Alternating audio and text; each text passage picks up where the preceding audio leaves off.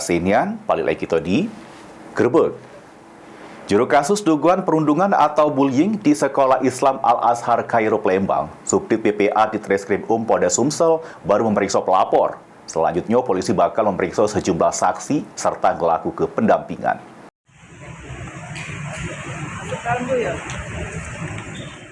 Subdit PPA di Treskrim Polda Sumsel baru meriksa korban sama pelapor, yakni abah dari korban, juru kasus dugaan perundungan atau bullying yang terjadi di Sekolah Islam Al-Azhar Kairo Palembang.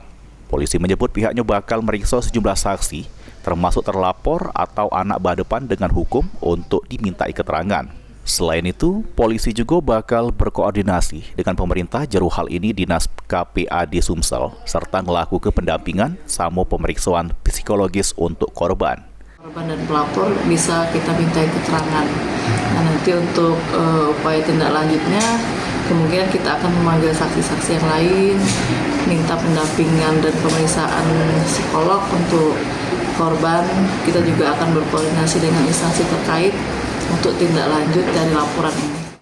Diketahui korban MR yang merupakan mantan siswa Sekolah Islam Al-Azhar Kairo Palembang diduga jadi korban perundungan atau bullying oleh beberapa kawan sekelasnya. Tak terima anaknya diperlaku kecak itu, abah korban Dodi Andrianto pun membuat laporan di SPKT Polda Sumsel. Mulyadi, PAL TV.